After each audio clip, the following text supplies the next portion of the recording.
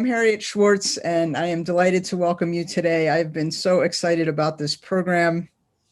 Our guest speakers are Connie Gunderson, Jane Larson, Leah Prussia, and also Mary Hernandez is joining us today. And we weren't sure if you were going to be able to be here, so we're thrilled that you're here as well. I wanted to just open by saying that this group of amazing women have really broadened my understanding of RCT, and they're really working in a space that brings, I think, a very different perspective to the work that we all are committed to in RCT. And so I just think this is a very important session, and I'm glad we got it in this spring. The work that you all do has really helped me be a better person in the world, and even helps me be a better photographer. And I'll say more about that in a moment. But you've really prompted me to understand my relationship and connection with our natural world more deeply, and to bring a greater intention to this connection. Whether I'm walking through my neighborhood with my dog or whether I'm out in the woods, I see and connect with trees differently because of conversations I've had with Mary. Or sometimes I'm lying on the ground and taking close-up photos of ice or a seeding dandelion, and I bring, again, a greater intention and a deeper connection in those moments to my work and to that element of nature that I'm being with in that moment. And it's really all because of the learning that I've been able to engage in with you all. So thank you so much. So I'm going to introduce our guests in a moment, and then Leah is going to take us through, I think, a grounding exercise. We'll move into some presentation and then Q&A, and then Connie has a video for us for the last few minutes, so we want to make sure we leave time for that. So Connie Gunderson is an associate professor at the College of St. Scholastica. Having completed her undergraduate studies at the College of St. Scholastica, she worked in Germany until 2012. She completed her MSW in clinical social work practice at the Alice Solomon Hochschule in Berlin, and received her PhD in intercultural education from the University of Bremen. Her areas of scholarship include relational cultural theory, human trafficking, and international refugee resettlement. Connie is committed to the well-being of all life. She spends her free time caring for the beaver, nature's eco-engineer and a keystone species, through education and supporting ethical and ecologically responsive land and water management. Dr. Gunderson has written, edited, and published numerous books and articles grounded in RCT to address social issues including trauma and addiction, human trafficking, refugee resettlement, diversity, and caring for our ecological well-being.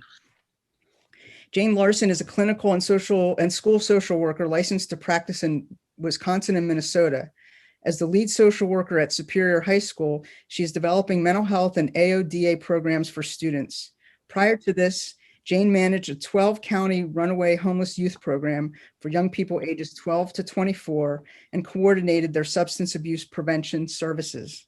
In Minnesota, she has provided therapeutic services to children from birth to 5 years of age. Jane helped develop the first tribal AmeriCorps program in Wisconsin and authored a co-occurring disorders toolkit for Native Americans. Additionally, she assisted in the revision and refinement of a bullying prevention program adopted by the Wisconsin Department of Public Instruction. Her work with students and clients is grounded in RCT. As an adjunct professor in the MSW program at the College of St. Scholastica, Jane has taught in the direct practice and groups courses, plus mentored students for 5 years. She also co-authored a paper on RCT-based student mentoring published in 2018. Leah Prussia is a self-described tree-hugging dirt worshiper. She uniquely blends teachings from Anishinaabe elders, nature, somatic experiencing, and relational cultural theory to address the biophysiosocial and spiritual aspects of individuals, groups, and communities. Her background includes knowledge and practice in mental health services, substance abuse, trauma, and program administration. Leah is a licensed independent clinical social worker in the state of Minnesota and sole proprietor of Natural Connections, LLC. Leah is a full-time associate professor in the MSW program at St. Scholastica.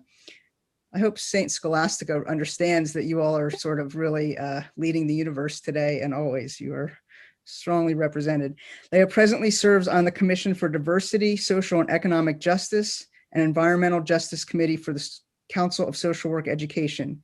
She also serves on the Minnesota Department of Health's Behavioral Health Planning Council and the Wildwoods Board in Duluth.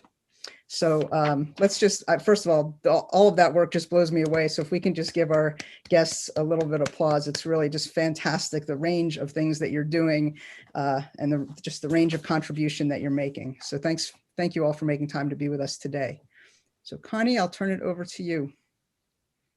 I would just also like, before we do a grounding exercise with Leah, I'd like to introduce Mary Hernandez. She's been working with us on this team and she wasn't sure she could be here. So Mary, if you'd like to just briefly say hi, and she'll be included on the Q&A in that. So hi, Mary. She's been amazing as a part of our team. So. Hello, everyone. It's really nice to be here. I'm sorry I couldn't commit earlier, but I'm here now. So thank you for the warm welcome. I'm very happy to see familiar faces and also new faces. So thank you. Thanks, Mary. Leah, do you want to take us into a grounding exercise? Yeah, before I ground, Harriet, can you hear the background traffic from my end? It's minimal. I mean, it comes in just a little bit, but it's not distracting so far or anything. Okay, I just wanted to double check. All right. Abuju, Chigaming and Dayan, Mangandu Dame, Jawalangi Quendish Nakaz, Wawate Indigo. My English name, as Harriet mentioned, is Leah Prussia. And I started off by telling you where I am or who I am in relationship to the land, what my clan is, and my spirit names. And Chigaming is the name of that Lake Superior, part of our creation and migration story, actually our migration story for the Anishinaabe. And I'm from the Loon clan. And then finally, I told you my two spirit names. And the reason I share that with you is because I received a teaching recently from my sister, Lisa. And the teaching came from an elder in Wisconsin. And she spoke about the importance of remembering who we are in relationship to the land. I know as humans, as individuals, we identify ourselves by who we are as individuals and what we do. And I really appreciated the important reminder of thinking about who we are in relationship to the land. And I want to invite you to think about that for a moment, who you are in relationship to the land. Is there a certain land base, or place or space that that warms your heart, that calms your spirit? So I want to invite you to think of who you are in relationship to the land.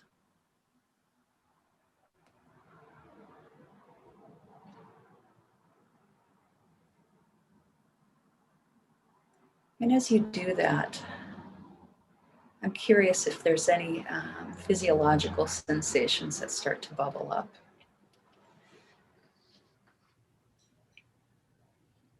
Does anything happen in your muscles, in your shoulders?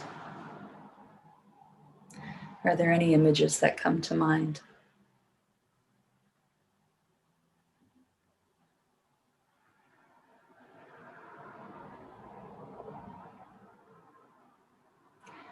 I know for me, as I think about Lake Superior and about the migration that my ancestors made hundreds of years ago, of just how fortunate I am.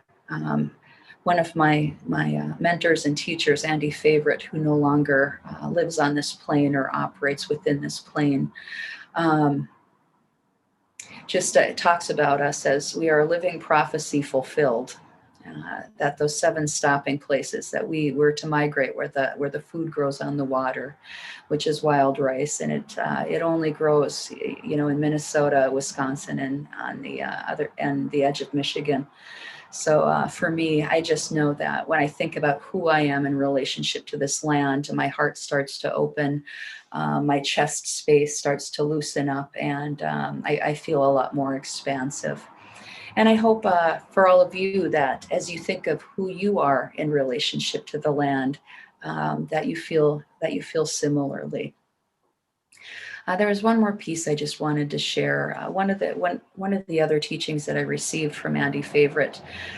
He taught in the Native Studies program at the White Earth Tribal and Community College, and I just think it's such an important teaching as we think about and talk about some of these relational cultural tenets. Is we are all indigenous to somewhere. He would tell that to every class, every semester. And it was to remind the students, that we're not only Anishinaabe, that we're black-bodied, white-bodied, and other people of color in the classroom, that wherever you hail from, we at one time had all of these original teachings, all of these, that there was reverence for all that lived, that there was respect for all that lived, that there was a planfulness and way of knowing in how we connected, that wasn't about objectification. It was relational, and it was relational. I'll just keep it as that. And I like to share that because I think it's just important to remember, as many of us don't hail from this land we call the United States, and I think it's important that we recognize the land base that we're all hailing from in different parts of the country.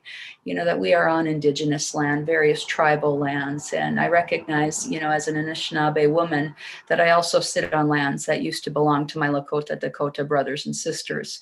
So I want to hold space for that. And I also want to hold space for those that were forced here and brought against their will. I want to hold space for those that came escaping their own atrocities, their own trauma from their own original lands.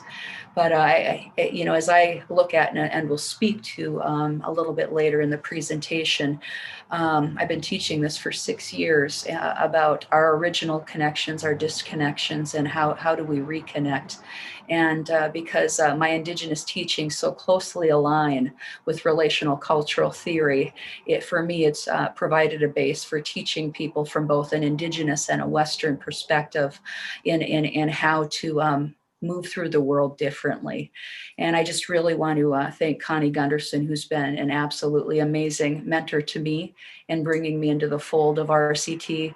And I also want to thank Dr. Judith Jordan for just providing me with support and encouragement with my dissertation that really addresses a lot of what we're going to be talking about today. So miigwech to those of you that have come before and laid the road for all of us. So I'm going to turn it over to Dr. Connie Gunderson.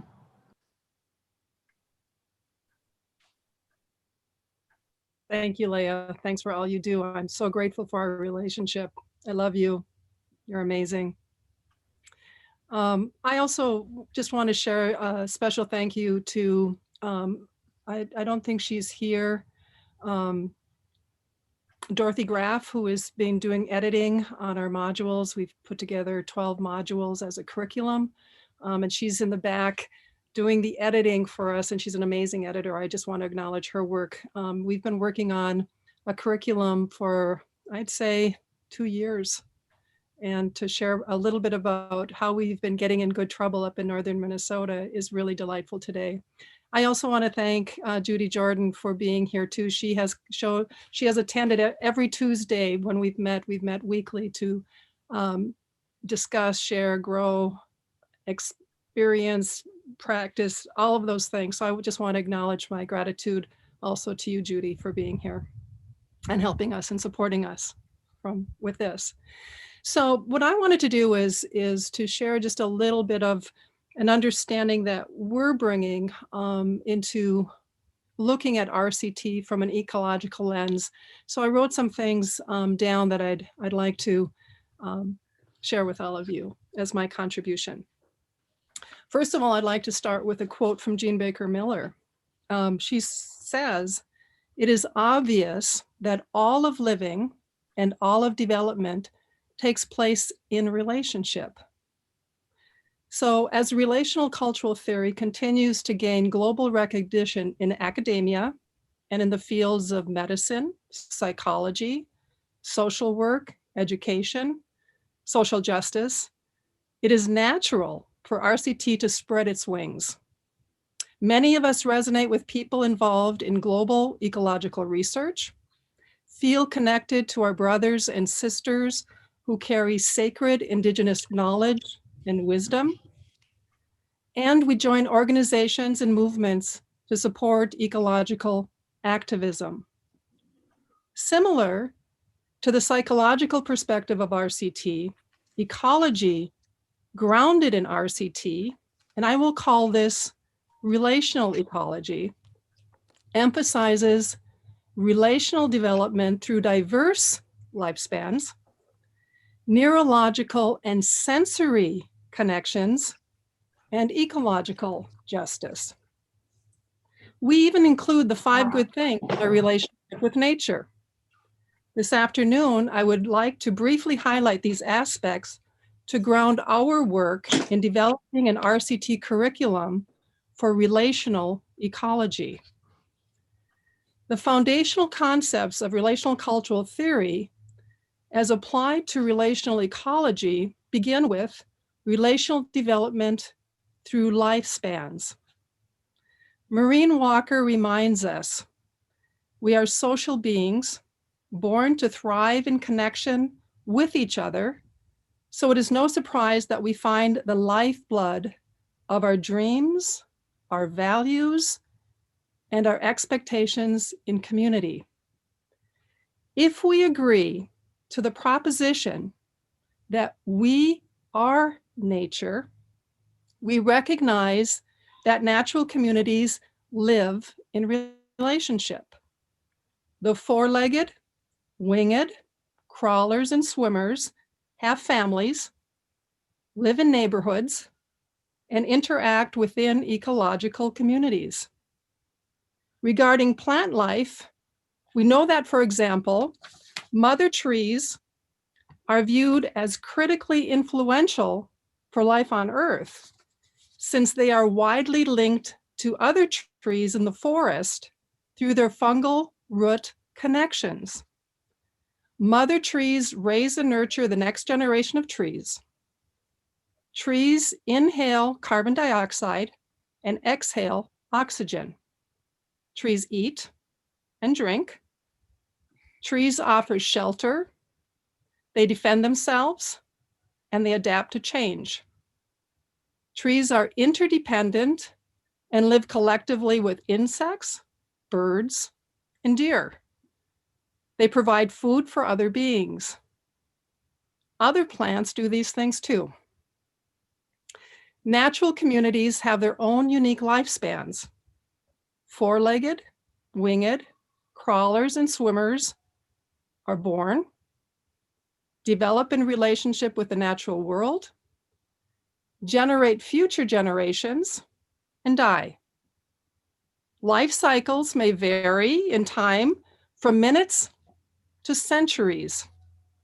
For example, a female mayfly typically lives less than 5 minutes.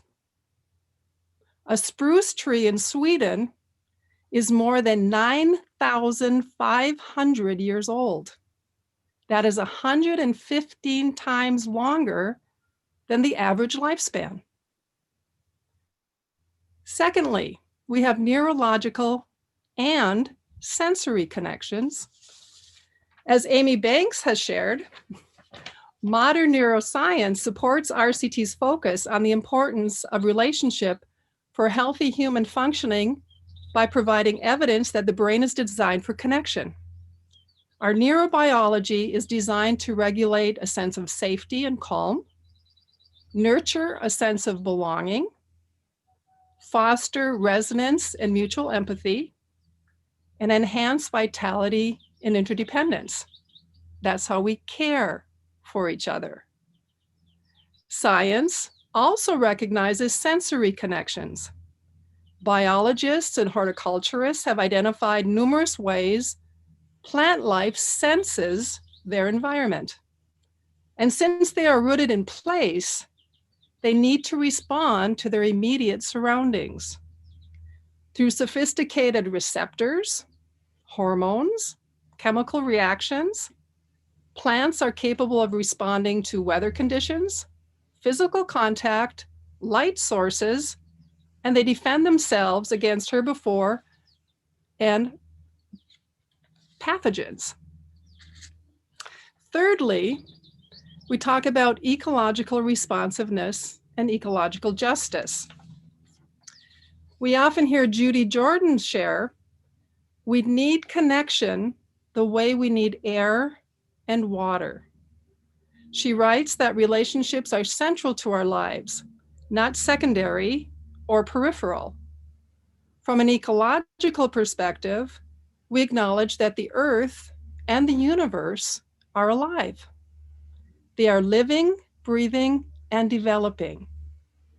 Life on Earth is interdependent and vulnerable.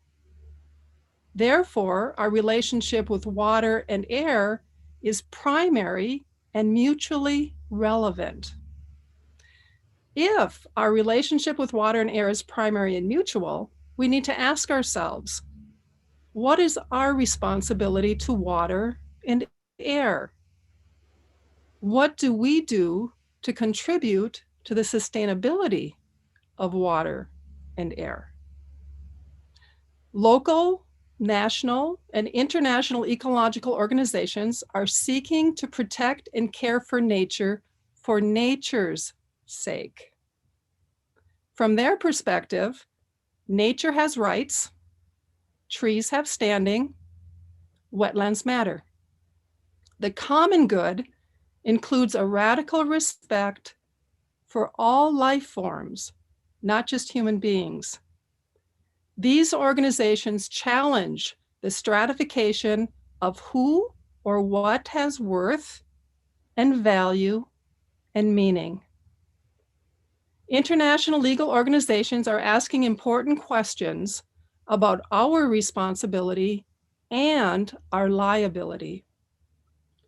Our liability to nature, and we are proposing initiatives to change the predominant Western narrative, a narrative that has caused damage and destruction and harm.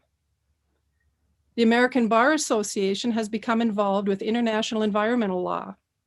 Their efforts include proposing sets of agreements and principles that reflect a collective effort to resolve immediate and long-term environmental problems, such as climate change, massive wildlife extinction, and ozone depletion. An ecological perspective grounded in RCT could raise human consciousness and increase the likelihood of a shift from a power over to a power with paradigm. This would lead to a more collaborative relationship with nature and foster ecological sustainability. Finally, the 5 good things. RCT can offer creative ways to become integrated in ecological programs and activities, working to foster safe and sustainable relationships with nature promotes the well-being for all.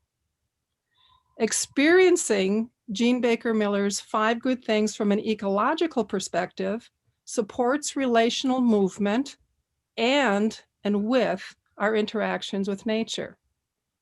Therefore, an important part of fostering connection and experiencing zest, an increased understanding of myself and others, a sense of worth, an ability to participate in life, and the desire for more connection is to mindfully interact with nature by respecting our ecological differences, supporting our ecological vulnerabilities, noticing and valuing authentic ecological connections, practicing neurological and sensory empathy, engaging when needed in good conflict that is not based on a win-lose dichotomy, and practicing and advocating for ecological justice.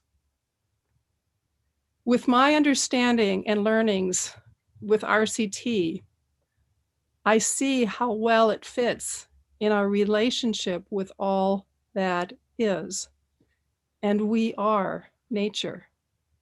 So with that, I'd like to pass the baton on to Jane Larson. Thank you for listening. Thank you. Thanks for inviting us here and allowing us to be here today with all of you. I want to thank everybody too. I am appreciative for the group of folks that I get to work with here as we're working on putting these modules together and doing some of the work that we're doing around relational ecological model. I'm very excited to be part of it, and also for the guidance of our elders in the process. So Judy, as Connie mentioned, has been with us every week and helping guide the work we're doing. I'm just grateful for being a part of the process and learning from everybody that I get to interact with as we do this work together. So I'm very happy to be here today, and kind of after having an introduction to why we're doing this and why this is important and how it applies, I have the privilege of kind of getting to talk to you a little bit about some of the things that we are doing. So one of them, some of you may know about already, we have the Affinity Group that we have been we've been meeting, I think, for 4 months now, maybe 5 months, something like that. So meeting monthly to have discussions with whoever would like to join with us I think it's a new way of thinking and incorporating relational cultural theory in a new way that we haven't necessarily thought about before. So in the Affinity Group, the goal of coming together is to have that opportunity to look at how do we make some of those changes, and how are we building awareness? How are we building our understanding? What are things we all need to be taking actions to start to change things in our world about how we're interacting and how we are understanding our relationship with nature and with all that is. So we need community to be able to do that work. We need to strengthen our own intent and resolve to do this work, because it's important, as many of you know, and we're reading about and hearing about on a daily basis. We're kind of in trouble here, and we're at a place where if we're not able to make some changes, we could get to a place where any changes that we try to make might be too late. So as we're working and thinking about how do we think differently, how do we develop a relationship with nature where we are not in a power over position, but we are in a power with position, and we are of nature, and it's not there for our use and our exploitation, but that we are truly dependent on one another. And so how do we begin to change our thinking, and what are the actions that we all can take individually that will help us accomplish that work and move toward and make change to move toward a more relational balance. And we will do that as we come together and talk about this and talk about the things that we can do differently. And so our Affinity Group is an opportunity for anybody who would wish to join us to be part of those conversations. Certainly we've been doing some work together and thinking about things, applying RCT in a different way, but I know there's a lot of folks out there who have ideas and have thoughts that could contribute to the conversation and help us grow in this. So the Affinity Group is one option. And so anybody who would like to join, we are currently meeting on the second Fridays of each month from noon to 1 Eastern time, 11 to 12 Central Standard Time. So that would be an opportunity to come and learn more, or to come and share ideas. Let's talk about things together and figure out how we can move forward in this work that's so important, and to work on developing that relational balance that we need to be able to, for all of us, for everybody that's living and part of this ecological system, to survive together and grow together. So that's one opportunity. The other thing, as you've been hearing about, is the curriculum that as a group we've been working on developing a relational cultural theory ecological curriculum. So I just want to take a couple minutes to talk to you and tell you a little bit about what that's looking like at this point and where we're going with it. So as Connie said, it's a way, it is a new way of thinking. If we're not,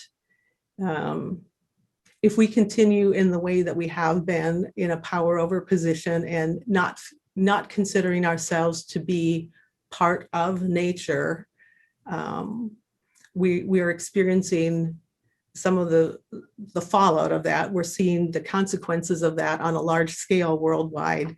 And so with the curriculum that we've put together, we've outlined 12 sessions, starting with, well, first of all, there's a glossary, of course. We need to have, for people who may not understand or have a good grasp of relational cultural theory, there is a glossary that identifies some key terms that will be important for folks to understand as they're moving through the different modules, and a list of competencies as well, that as you're moving through, there's competencies that we would hope that people would be able to meet these different learning competencies as they're moving through the modules. So that's laid out in the beginning.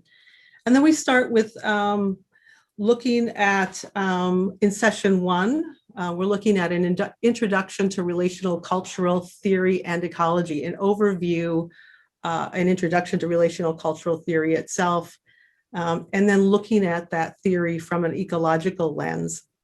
So that's our first module. And within each module, there are required readings and different viewings that are incorporated, reflections. There are personal activities, group activities, full class discussions or full class activities, depending on how we're meeting and coming together. So that's the general layout of a module. So starting with that basic introduction to RCT and looking at it from an ecological perspective, and moving into session 2 then, where we're actually looking at how do we apply RCT, its application to nature.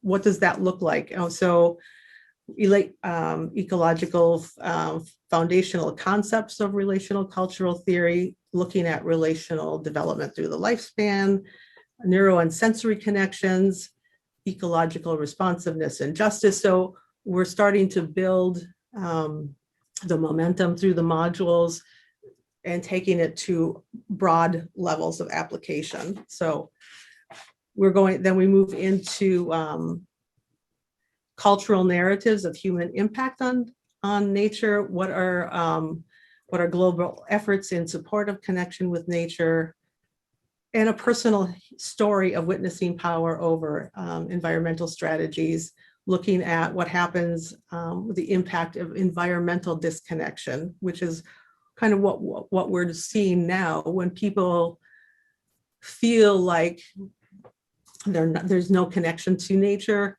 It's easier to dismiss it. It's easier to ignore the impact that we have on it by using it for our purposes, just using it up and moving on to the next thing. But when we have a connection with something, we are more concerned about caring for it, taking care of it, the give and take that comes in that relationship with it. So looking at some of those things, and how do we, again, move from disconnection with nature into a connection with nature and understanding our place in that.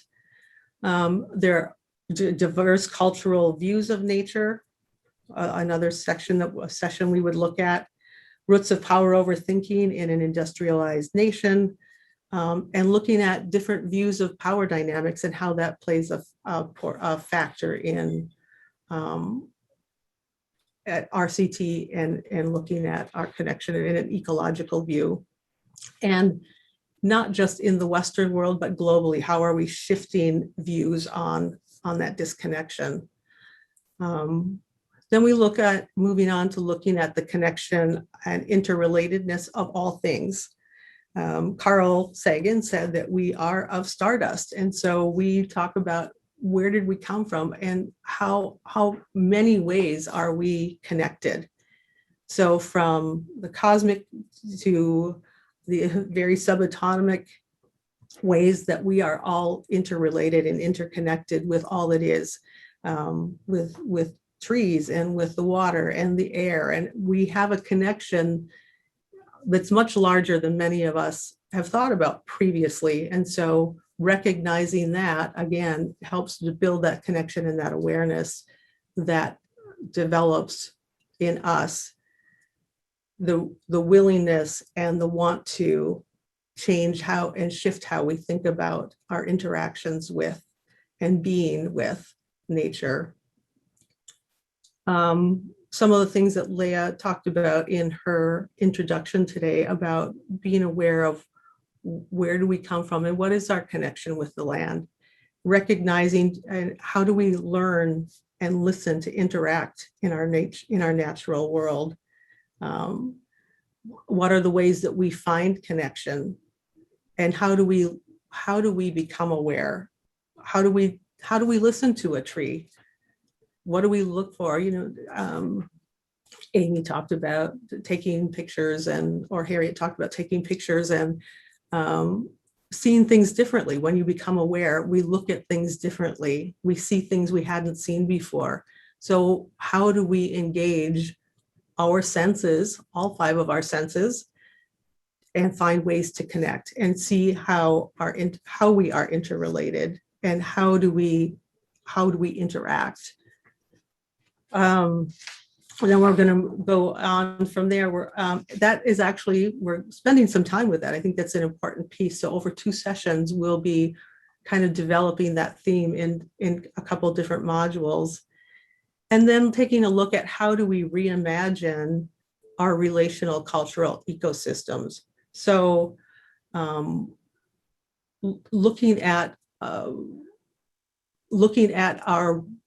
Grafenbrenner's, what used to be Grafenbrenner's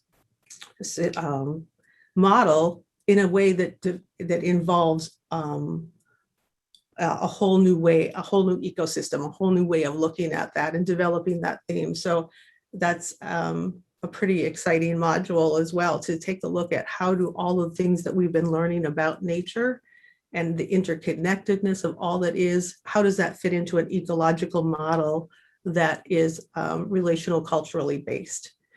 So very exciting module too. And again, another way of looking at something very differently than we have traditionally thought about it. Looking at policy would be a module. What are the policy perspectives on interdependence of humans and nature?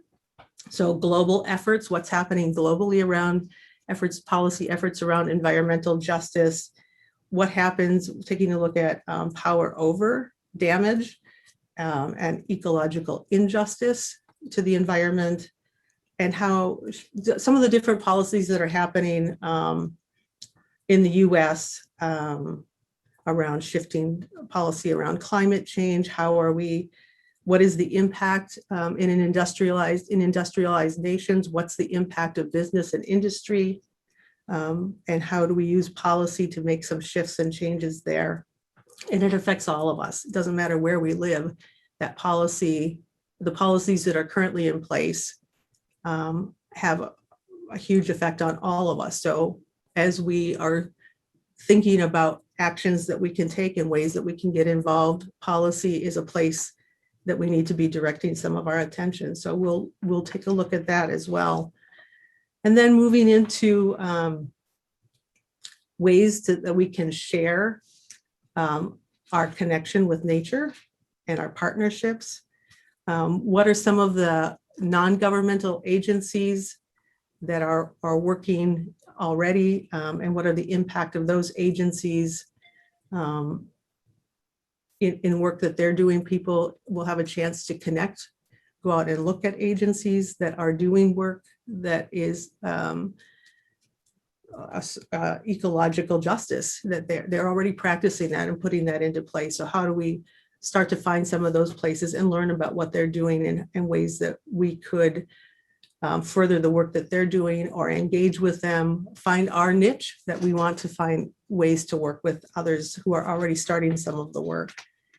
And then we will have time in all of this. There will be opportunities for people in the module who are going through the curriculum to develop their own project throughout the curriculum. People will decide on a project, and throughout the time that we meet and go through the training, they will be working on a project of their choice. And toward the end then of our time together, there's an opportunity for, in one of the last couple sessions, that folks who are in the training will be able to present their work and share the projects that they've been working on throughout the time that we've been learning together. And then finally, the last module is an opportunity to really celebrate together what we've learned in the process, what we've learned from one another, from the new learnings that have happened through going through the work and the curriculum, and a chance to reflect about, what impact personally and professionally going through the curriculum has had in developing a greater sense of this relational cultural perspective paired and partnered with ecology, so environmental ecology. And so that's that's kind of a brief overline of a broad, much larger, broader curriculum, but that's where we are at this point. So we'll have 12 sessions.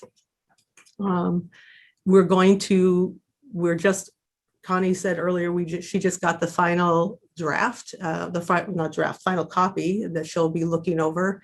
Dorothy's been editing, everybody's been working together. So the next plan phase of the plan anyway, is that we would do a pilot with some folks, and we're working on that.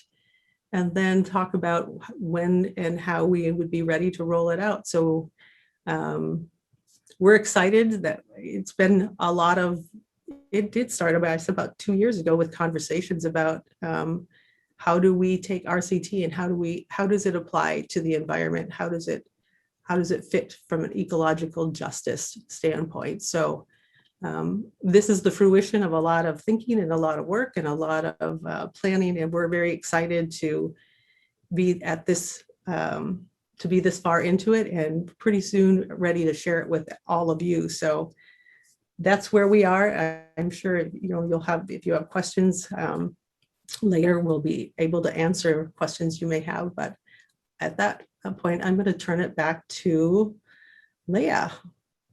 Thank you. Hey everyone, I was invited to share some of the applications.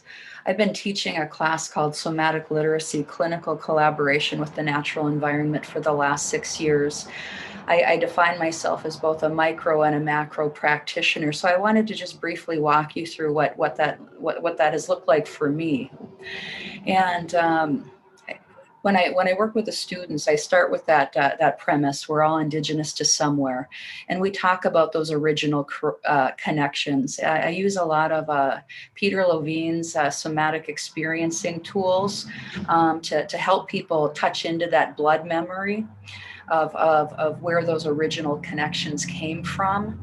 And so we talk about those original connections, the teachings of the medicine wheel. We move into the disconnection. We take a look at Richard Louve's book, who does a nice job synthesizing the impacts of a couple of generations that have been impacted by lack of connection with green space, with water, with trees, with animals around. So we go full circle with this course using those teachings of the medicine wheel. And but the primary focus of the class is, again, clinical collaboration with the natural environment. And I access relational cultural theoretical tenets along with the polyvagal theory to talk about that traumatic disconnection of humans, how it impacts the body, and how we can resource and reconnect with the natural world to heal that trauma. So we collaborate with nature to teach us many things. For instance, the diamond willow, if you're all familiar with that, some people use them for walking sticks, and they're stripped down, and they're really sought after because of the diamond. And there's a teaching I received from a friend and colleague of mine, Michael Price, about the diamond willow and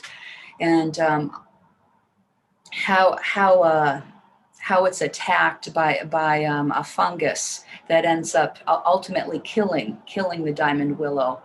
But I use that as a teaching with students once we start to strip away, because you can't see these diamonds unless you're stripping the tree. And once you strip the tree, you're able to see the beauty, and people start to seek the beauty of those diamonds, and the impact and the change that and the forms that we take on as humans in the world. So the natural world is used not only as our teachers, but as our, it collaborates with us to resource. So, I have students share a lot of nature-based sharings. We do that weekly in our classes, and I really empower students to bring in their own stories. I know on the front end of our MSW program, I talk about the teachings of driftwood and how I liken driftwood to the, us as humans. We don't know someone, who someone is, how they came to us, and what their stories are, similar to that of the driftwood. And how do we start getting curious and learn from those teachings? So the natural world is collaborated with twofold. One, to teach us. There are so many innate teachings, and Dr. Gunderson mentioned a number of them. How the trees communicate with one another, how the birds, the livelihood of the air and the water, and that interconnection between breath between us and our rooted relatives.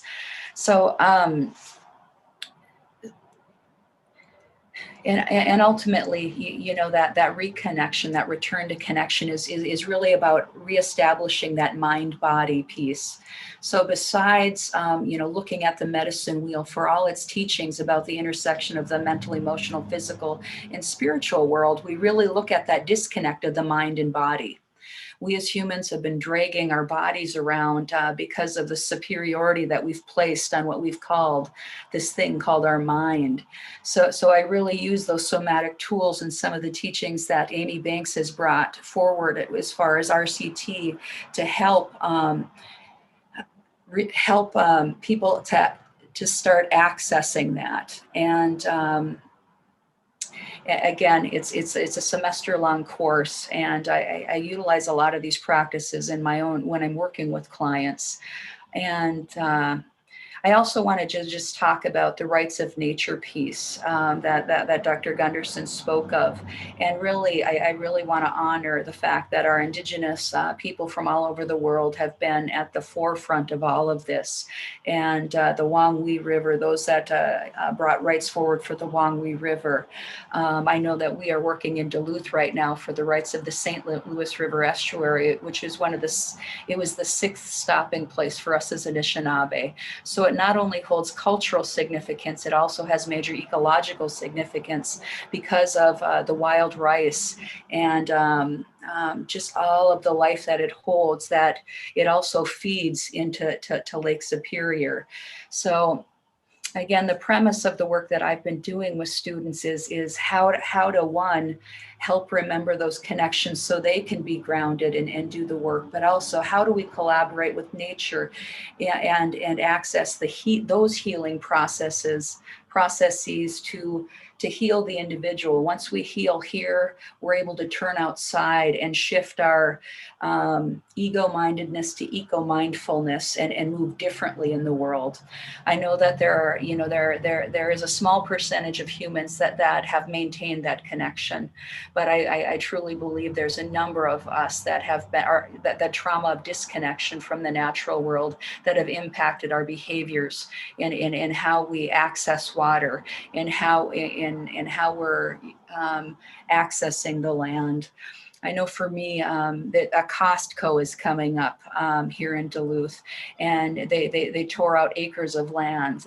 And for me, I know for many it was a celebration and a victory for the city of Duluth and Hermantown to bring in this business. But as I drove by, as they decimated the homes of birds and animals and took out hundreds of trees, I hope that we can get to the place where all of us as humans start to ask the question, did anybody ask the tree? Who spoke for the tree? Who spoke to the tree? Who helped rehome and renest the birds that lost their homes in that destruction, all for a Costco that could have been housed in a building that's vacated somewhere else. So, I think the mutual goal of our group is to bring more people into the fold and to start thinking in that way and remembering those original relationships that we all have in our Indigenous blood memory. So I'm going to just leave it at that because I know there's very little time to speak. And I just, again, want to give a shout out to Mary Hernandez, who, I don't know, it's like working with a soul sister on some of the somatic work and doing this deeper connection with the natural world. So anyway, I'm going to turn it back to Harriet, our amazing host. Thank you all so much. I have a lot of notes here, and I think in part you're helping me think about RCT concepts in deeper ways, power with instead of power over with the natural world, environmental disconnection. And then you're also giving me some new language, relational ecology. I love that. And eco-mindfulness. So that's some of what I'm going to take away. So we have about 15 minutes for questions, and then we'll finish with the video that Connie wants to show. I think what we've been doing is if we'd ask you to put your questions in the chat, and then from there we can engage our guests, including Mary, to respond to those questions. So questions or comments?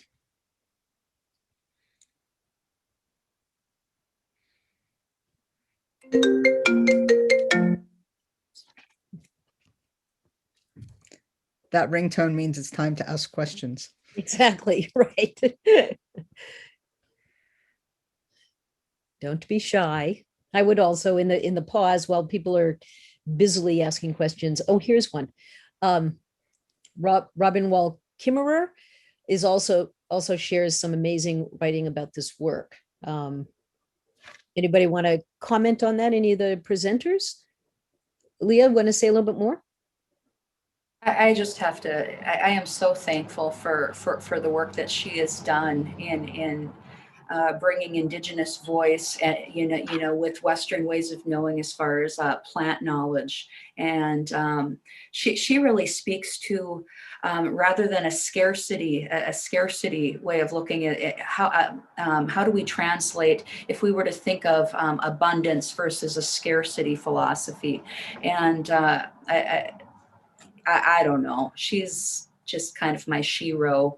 And if you haven't read the book, if you aren't familiar with her work, she just does a beautiful job pulling both worlds together.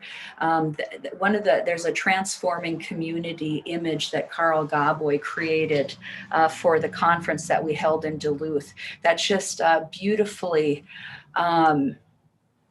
I think captures, there you go, Connie's put it up on her screen, that when we as humans from the different nations come together, when we start to bring our gifts to that drum, what an amazing song we can create. When we're drumming individually, I mean, we can sound pretty good, but just think about, when we come together and share those gifts, in that amazing song, what sort of music we can create. And that's what I really appreciate about, because I think it's both and I love that terminology that Connie has brought, both and she's probably learned it from you, Judy Jordan, because she cites you a lot, is Indigenous and Western ways of knowing, those qualitative and quantitative ways of knowing. We understand the whole picture, and I think our teachings can be limitless once we start to expand in those directions. Anyway, like I said, I love Robin Wall Kimmerer, and I'm going to just be quiet for a moment.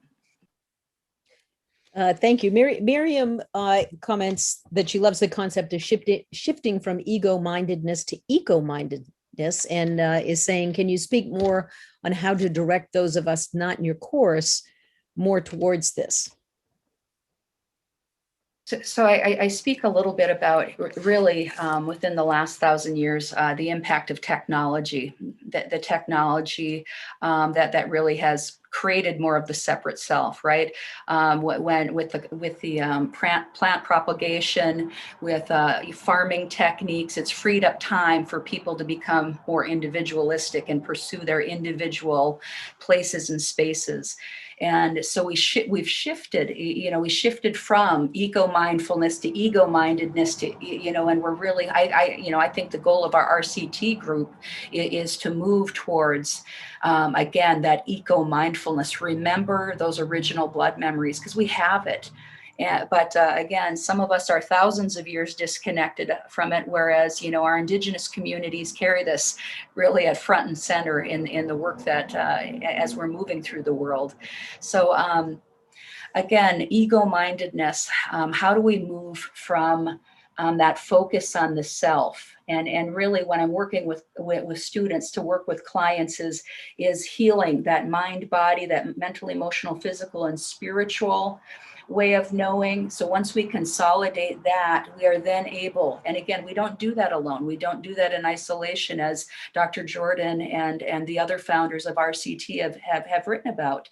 So we talk about, once we heal here and heal, within community, okay, then we can start to take a look at, okay, I remember you.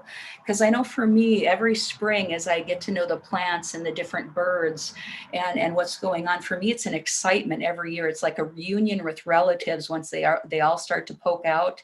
And there's something that starts to open up inside of us. So it's really about, through embodiment, remembering the body in this whole process, because again, I really appreciate this statement by the Asuro tribe. Knowledge is only a rumor until it lives in the body. And that's the work that I do with students.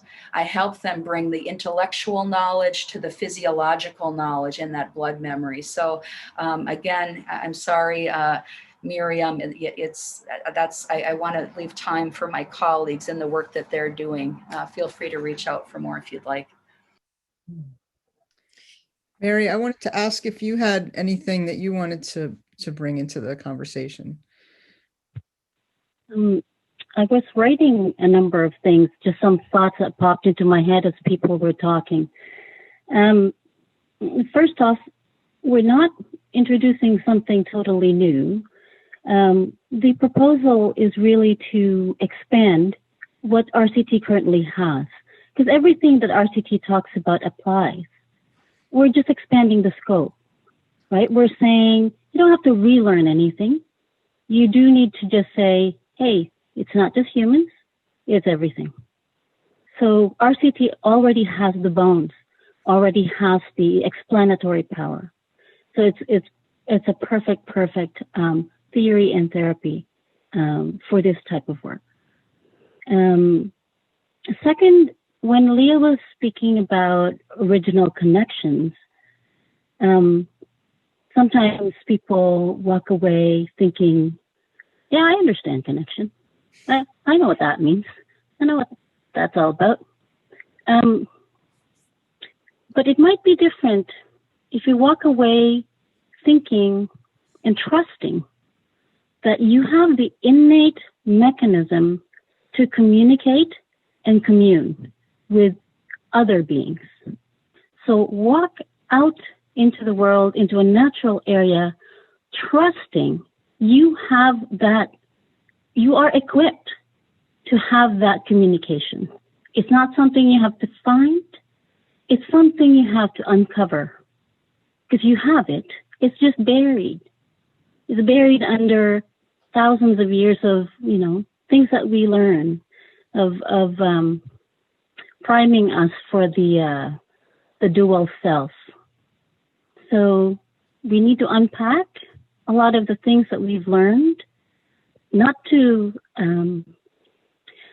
dismiss them, but to say, hey, there's a nugget in there that we are born with, and let's also partake in that. Let's also use those innate skills. We have them. It's our birthright. We are born with those abilities. And when we connect with our senses, trust that the senses are providing you with the information now there's been centuries of, how do you say, it's like, there's been centuries of placing doubt on our senses, that it's not reliable, that perhaps if it's not in a controlled environment, then the information is not proof. But can you hear me right now? Mm-hmm. Yes. Right? You do not need a scientific study to tell you. You hear me. When you go from this house to that house or from here to the bathroom, do you not use your senses to get there? Do you distrust it? Every single day, the equipment we come with provide us with the ability to navigate our world. It has tremendous value. Even people who write scientific papers have to use their senses to write those papers. Is that, I'm sorry to be so elementary. So those were some of the things that came to mind. Also, part of power over on our bodies is that we, as Leah had mentioned, we prefer certain things over others. So we would maybe elevate reason, but we would lower intuition.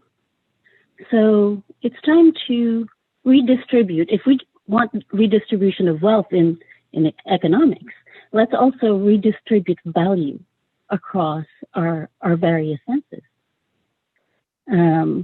And so let's give intuition its place. It is, after all, a very fast way of knowing something.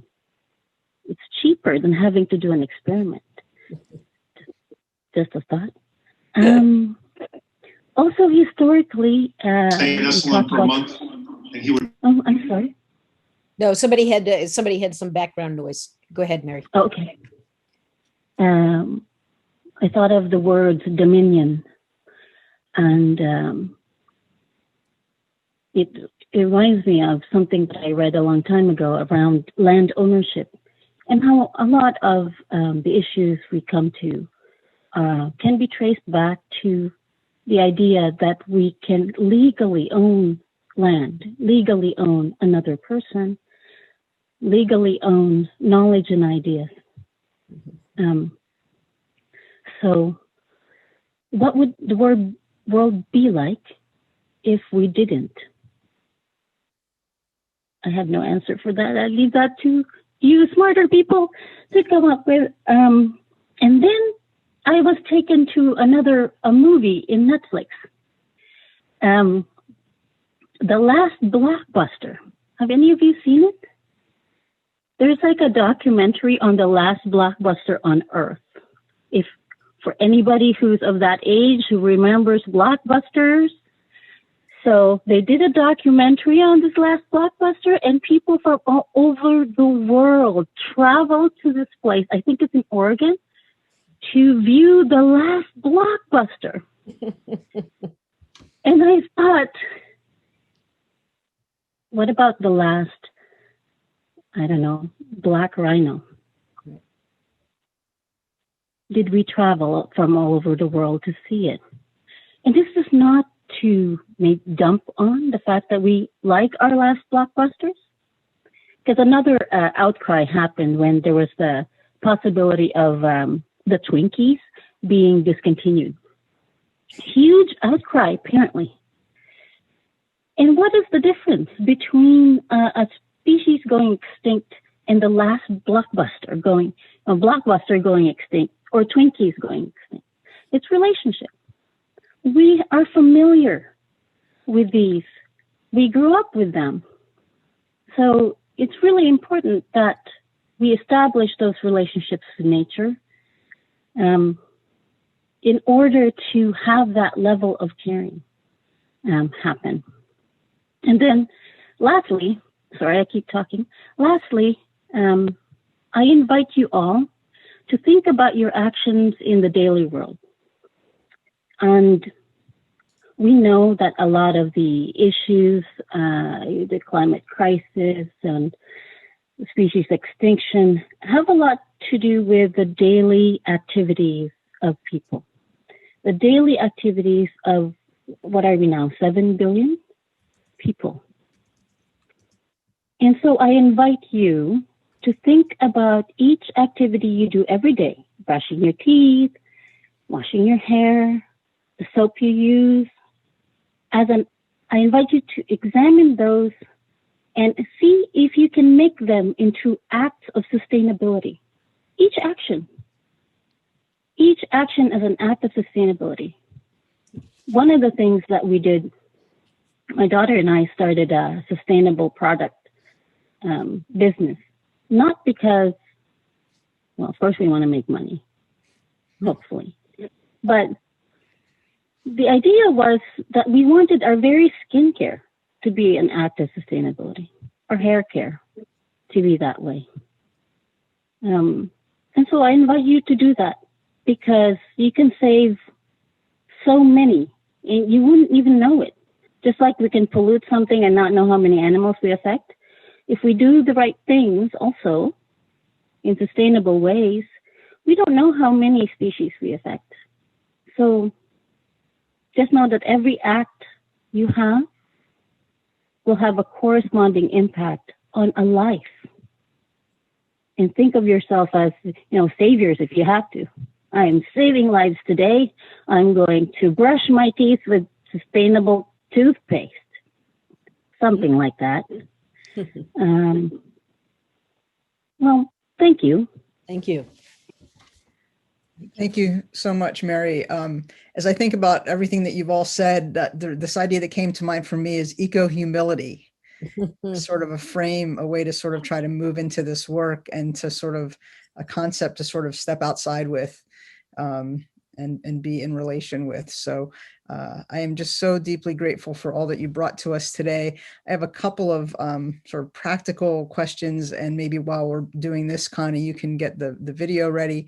I wanted to just ask if maybe Jane or Leah or someone would put in the chat who's the best contact person for anyone who wants to get on the list for the Affinity Group, or who wants more information about the course that you're working on, the curriculum, so that folks can follow up. So if you'd put that in the chat for folks, and then Connie, whenever you are ready, please take us to the video.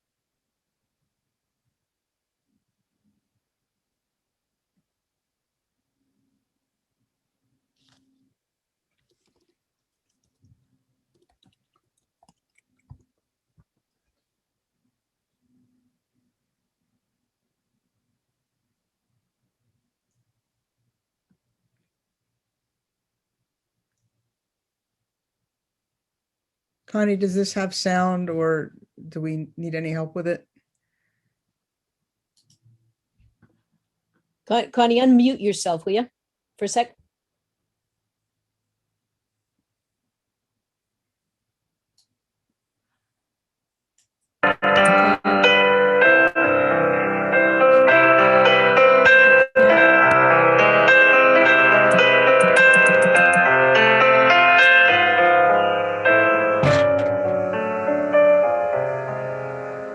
I'm not able to unmute.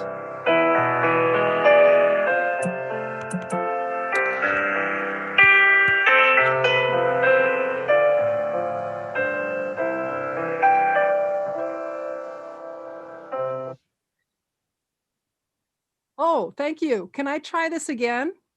I'm Sure, sorry. go ahead. I couldn't unmute myself. All right, I'm going to give it a try again, because it's really Nice music. See if you can hear it then. Thank you. Thank you, Harriet, for your help.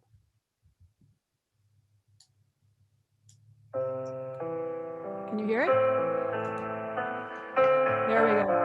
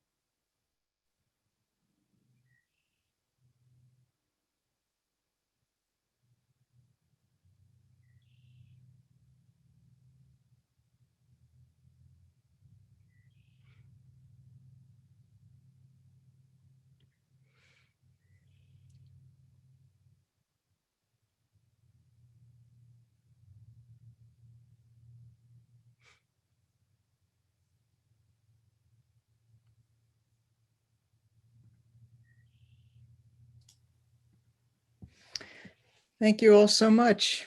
This was really lovely. Thank you. Thank you. Thank you for your time today. Thank you all. It was beautiful. I feel Yeah, beautiful. Such a Earned nice way to here. go into the weekend. Yeah, Judy, I'm sorry. just saying thank you. I feel on the verge of tears. Right. Lovely.